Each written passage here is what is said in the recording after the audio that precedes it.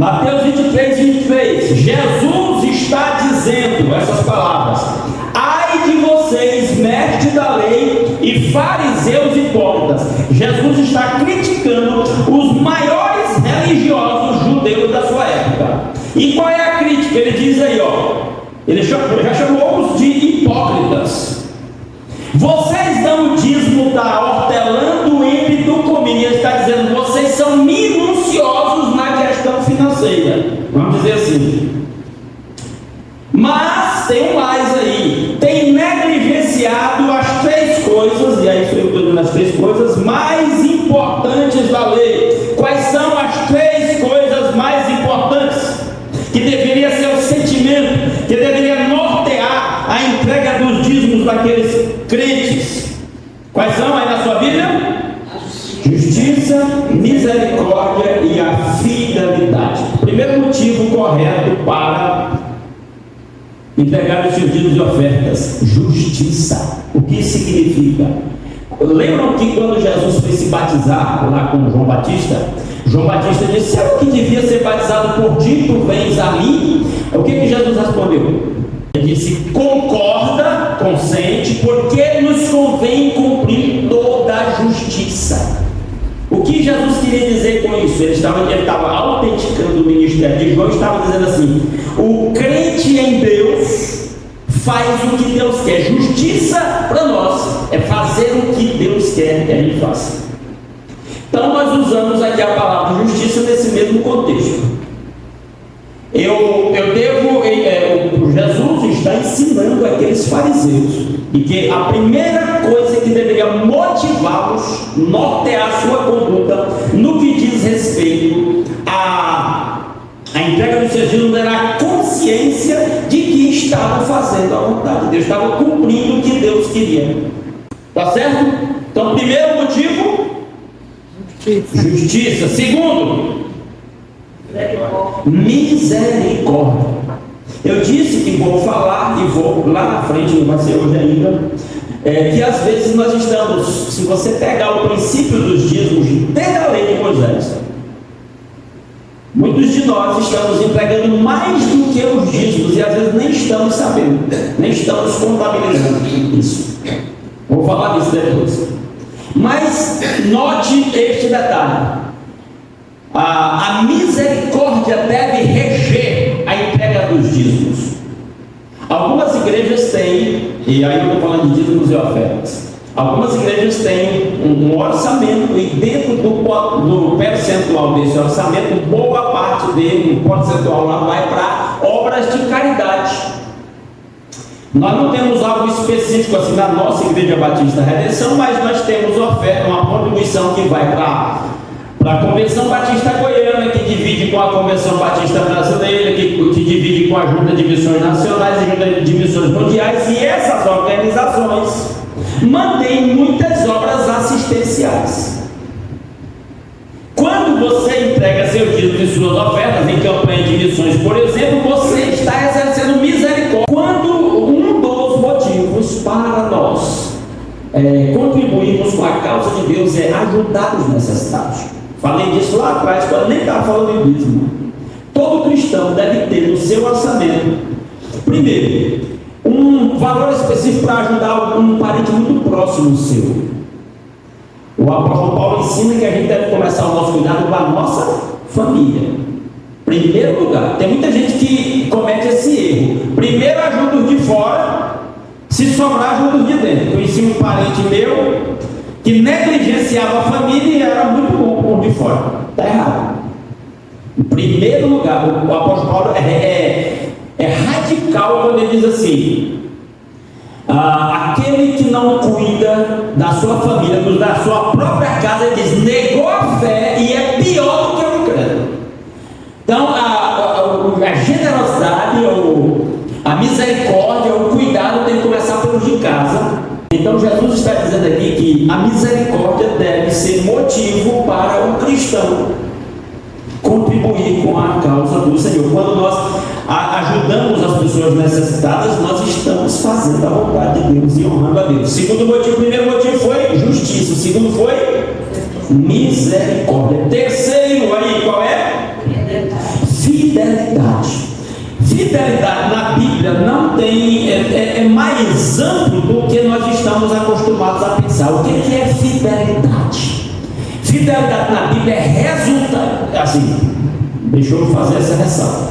Fidelidade por parte de seres humanos, porque a fidelidade de Deus é diferente. A Bíblia diz diversas vezes: Deus é fiel. Isso aí ninguém tem dúvida. E Deus é fiel à sua própria palavra. O que a Bíblia nos ensina é que o que Ele diz, Ele cumpre. Pronto. Isso é a fidelidade de Deus. Falou, está na palavra, acabou. Agora, a nossa fidelidade, segundo a Bíblia, é resultado da nossa fé. É o resultado da nossa fé. Se nós dissermos que o terceiro motivo é fidelidade ou fé, dá no mesmo. Está dizendo: exerça a sua fé. A sua fé deve levar você à fidelidade. O agir do Espírito de Deus na sua vida deve produzir em você fidelidade. Lembram disso? Lá em Gálatas 5, 22. É 22, né? 21 e 22 ou 22 e 23? Gálatas 5, 22. Entre as 9 virtudes do Espírito Santo, uma delas é a fidelidade. Então, Deus espera que nós sejamos fiéis. Jesus está dizendo isso no contexto, inclusive, das nossas contribuições, falando lá dos fariseus, e nós estamos pegando o precedente aí e aplicando na nossa própria vida. Eu entrego os meus dízimos e as minhas ofertas, e eu ajudo as pessoas, porque o meu Deus, eu creio no meu Deus, Ele me ama, Ele espera que eu compartilhe com outros as bênçãos com que Ele me abençoa. Então, os 3 primeiros motivos que nós temos para sermos fiéis nos nossos dízimos e ofertas é justiça. Segundo, misericórdia. Terceiro, fidelidade ou fé, resultado da nossa fé. E Jesus termina o versículo 23 dizendo assim: vocês devem praticar estas coisas sem omitir aquelas. Ele está dizendo: vocês devem ser minuciosos na entrega das suas contribuições, mas sem negligenciar os motivos corretos. É como se ele estivesse dizendo: se você é minucioso na sua contabilidade, na entrega dos valores do reino, mas não está fazendo isso pelo motivo correto, isso vira um problema na sua vida. Inclusive, na sequência eu deixei um item que poderia ser o primeiro, eu deixei por último aqui, que eu vou falar lá na frente. Mas vamos lá. Quarto motivo, 2 aos Coríntios. A gente vai entrar um pouquinho em 2 aos Coríntios. Abra sua Bíblia aí, ó, confira. 2 aos Coríntios, capítulo 8. Esse texto é fantástico. Esse exemplo aí é maravilhoso. 2 aos Coríntios, sobre essa questão de contribuições. 2 aos Coríntios, capítulo 8, de 1 a 6. Tem vários ensinos maravilhosos aí. Paulo está citando uns irmãos lá da Macedônia, e aí ele vai descrever a situação desses irmãos. E aí ele está colocando esses irmãos como exemplos para as outras igrejas, inclusive para nós. Primeiro, versículo 1: agora, irmãos, queremos que vocês tomem conhecimento da graça que Deus concedeu às igrejas da Macedônia. Eu falei lá atrás, que as nossas contribuições elas formam um círculo virtuoso. Deus derrama a sua graça sobre o cristão e abençoa o cristão. Para quê? Para que o cristão pegue essa graça que Deus lhe abençoa e abençoe a pessoa que está o seu próximo. E aí esta pessoa que é abençoada pelo cristão aqui, que o abençoou com a graça de Deus, ele rende graças a Deus. E aí a coisa gira. Deus abençoa, eu abençoo o outro glorifica a Deus, Deus abençoa, e aí a roda da graça gira. Entender isso é fantástico. Nós temos o poder de fazer a roda da graça de Deus girar. Agora, quando Deus nos abençoa e a gente consome tudo, acumula, aí estoca, aí para, a roda não gira, certo? Mas vamos lá, versículo 2: no meio da mais severa o quê? Tribulação. Aquele povo da Macedônia, eles estavam contribuindo, não é porque eles estavam com a vida fácil, não. Está entendendo? Tribulação, dificuldades não é motivo que justificar. Eu não vou entregar porque está muito difícil. Presta atenção. Talvez o motivo não seja esse, porque esse povo aí estava no meio de quê? Como é que ele chama? Era uma tribulaçãozinha mais ou menos? Grande tribulação. Uma severa tribulação. Não sabemos o que aquele povo estava passando exatamente, por ser cristão. Mas eles não usaram isso como desculpa para serem mesquinhos. Então, no meio da mais severa tribulação, aí o que superou a tribulação? A alegria. A alegria levou ao que a irmã Cida falou, que daqui a pouco a gente fala. Quarto motivo para a gente ser generoso na obra de Deus financeiramente é a alegria. Tem que ser feito com alegria. O que Paulo diz em 2 Coríntios 9,7? Está bem na frente, um capítulo para frente. 2 Coríntios 9,7. O que ele diz lá? Cada um contribua segundo propôs no seu coração, não com tristeza, porque Deus ama quem? Quem dá com alegria. Ajudar as pessoas a participar do reino de Deus deve ser motivo de alegria. Se é para ficar lamentando, podia ter comprado aquele tênis que eu queria, aquela roupa, feito aquela viagem, então não entrega não, meu irmão, faz tua viagem, compra teu tênis, faz lá o que você quiser, é melhor, isso vai te deixar mais alegre que contribuir no reino. Esse pastor aqui está lhe dizendo, não entrega não, vai lá, compra o que você quer, isso vai te fazer mais alegre. Não tem alegria de participar do reino, pelo amor de Deus. Para um cristão verdadeiro, a alegria é quando a tristeza é quando ele não pode ajudar, contribuindo financeiramente para a causa do Senhor. Então eu já estou no quarto motivo correto. Primeiro, justiça. Segundo, misericórdia. Terceiro, fidelidade, resultado da fé. Quarto, alegria. A contribuição deve ser algo que te deixa alegre, te faz celebrar. Uma das coisas que Deus gosta demais do crente é a alegria. Lembra do Salmo 100? Celebrai com júbilo ao Senhor. Você cantar, louvar a Deus de cara amarrada, não faz sentido. Servir ao Senhor com alegria. Apresentai-vos diante dele com cânticos. Culto é para ser alegria, é festa, é celebração. É celebração. Deus gosta da nossa alegria, Ele quer o povo alegre. Eu não entendo o crente que anda o tempo todo rico, com a cara ruim. Tem um trem errado com esse crente. Tem que orar para Deus libertar ele. A grande alegria, e aí tinha uma outra situação, que é aí paralela à severa tribulação. Qual era o outro problema? Eles eram classe média? Não, eles eram extrema pobreza. Talvez até pela severa tribulação que eles estavam passando, porque naquela época tinha a época que o Império Romano perseguia cristãos e espoliava todos os bens. A pessoa ficava sem casa, sem nada, era no meio da rua. E aí ele está dizendo que esses cristãos eram não eram só pobres economicamente, eles eram extremamente pobres, que ele chama de extrema pobreza. Pouca condição financeira também não é desculpa para contribuir no reino de Deus. Não é desculpa. E aí a extrema pobreza dele transbordou em quê? Rica generosidade. Rica generosidade. Que coisa fantástica. Quinto motivo para nós participarmos economicamente da obra de Deus, ajudarmos as pessoas, é generosidade. É interessante que a generosidade ele não chama só de generosidade, ele chama de rica generosidade. Rica generosidade. Conheço muitas pessoas que, apesar da sua condição financeira muito limitada, têm uma generosidade tão incrível, né? Gosta de compartilhar.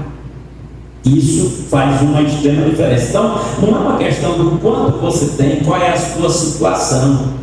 A questão é um coração generoso, é uma verdadeira alegria no reino. Então, as duas coisas que nós já extraímos aqui em 2 Coríntios 8, de 1 a 3, aliás, só o verso 1 e 2. Alegria, só o verso 2, alegria e generosidade. Nós somos generosos. Terceiro não, na minha ordem aqui já é a sexta: justiça, misericórdia, fidelidade, alegria, generosidade. Sexto, olha o versículo 3: pois dou testemunho. Paulo era testemunha ocular da atitude daqueles crentes lá da Macedônia. Pois dou testemunho de que eles deram tudo quanto podiam e até além do que podiam. Paulo disse: se você olhasse para a condição financeira dele, você achava que ele não tinha um jeito de dar aquela contribuição daquele tamanho, mas eles fizeram. Olha do que a alegria e a generosidade são capazes de produzir. E olha o final do versículo 4, do versículo 3, que na verdade emenda com o 4, mas eu quero destacar só esse finalzinho do versículo 3: por iniciativa própria. Se eu soubesse que alguém entregava dízimos ou ofertas nessa igreja só por medo da minha opinião ou da opinião do tesoureiro, eu ia ficar muito triste, muito chateado. Deve ser por iniciativa própria, deve ser espontâneo, deve ser algo alegre, resultado da generosidade. O que deve mover alguém é a sua generosidade, por iniciativa própria. Paulo está dizendo: não foi porque eu pedi ajuda daqueles irmãos, não foi porque alguém pediu, não foi porque alguém cobrou, não. Foi por iniciativa própria. No reino dos céus, no reino de Deus, o que deve prevalecer é isso: a espontaneidade. O apóstolo Paulo, falando do seu ministério, diz: o amor de Cristo é que nos constrange, que deve mover. A gente vai falar dessa questão do amor lá no finalzinho, mas olha esse detalhe: por iniciativa própria. Mas vamos mais um pouquinho, versículo 4: eles nos suplicaram insistentemente. Eles nos suplicaram insistentemente. Ele está dizendo: não foi Paulo que foi lá cobrar, pedir, pressionar eles para contribuir. Eu sei que alguns irmãos às vezes já me deram sugestão assim: pastor, se eu devia pregar umas mensagens sobre dízimo para ver se o pessoal. Meu irmão, se depender de eu pressionar você, você não vai entregar, fique sossegado. Eu não vou pressionar ninguém, nunca. Ele está dizendo aqui, ó: eles suplicaram insistentemente o quê?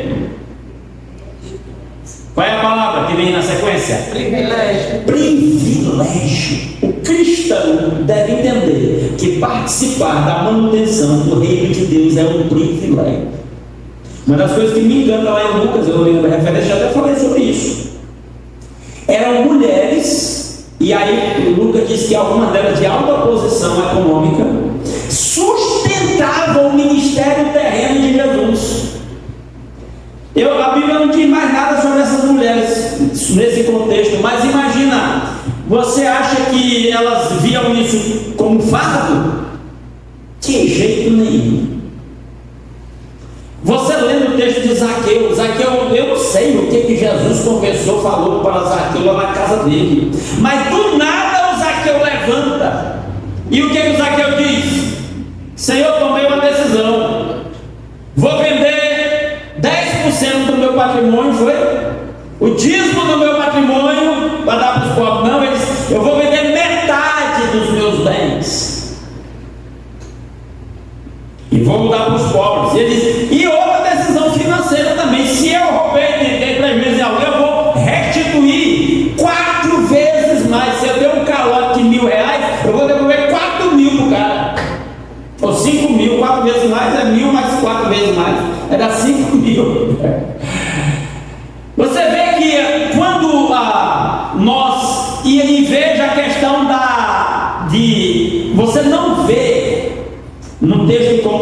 fariseu, o texto como de da viúva pobre que deu 2 moedinhas de 50 centavos, o texto de uma coisa que a gente não presta atenção. Vocês sabem que Jesus era de uma família de baixa condição financeira, muito provavelmente não ia ter um sepultamento tão luxuoso, mas teve. Quem foi que patrocinou o sepultamento de Jesus?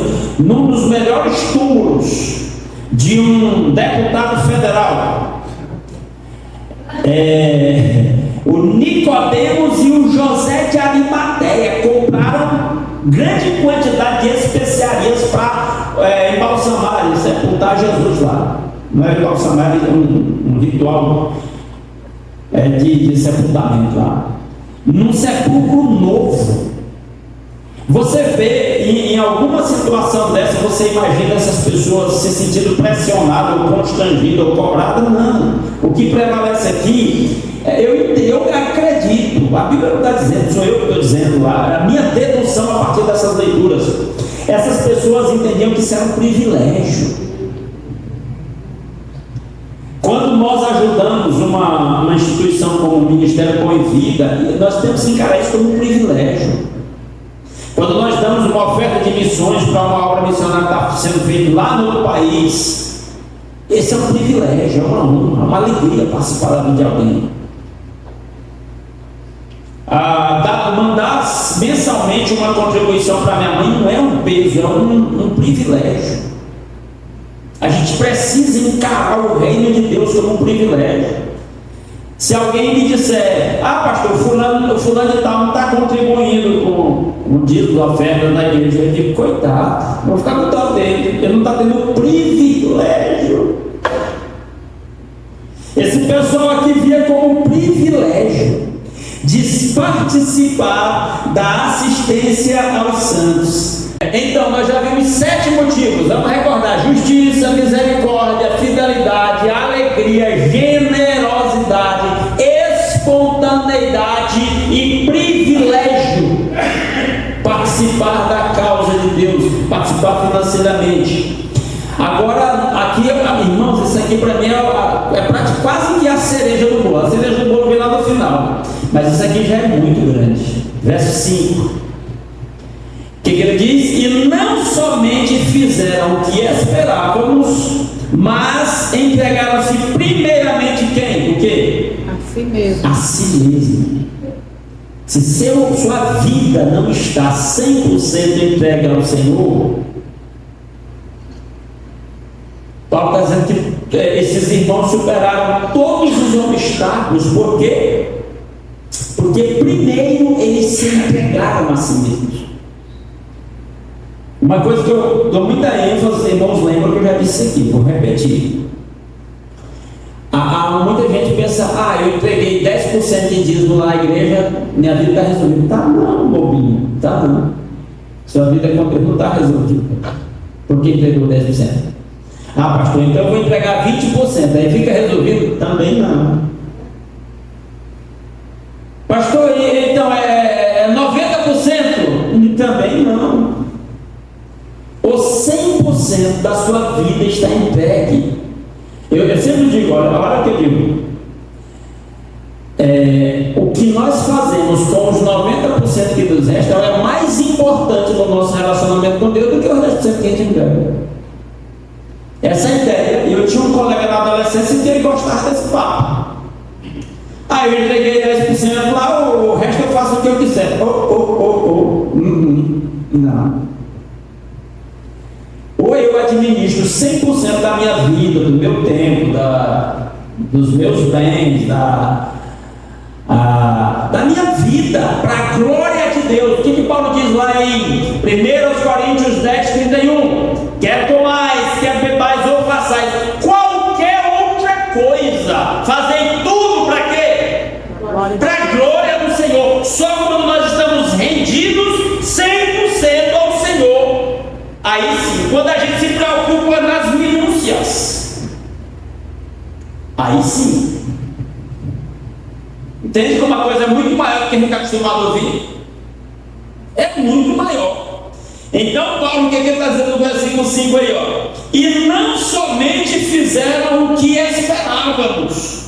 Paulo tinha solicitado essa oferta dos irmãos lá da Macedônia para ajudar os irmãos lá de Jerusalém.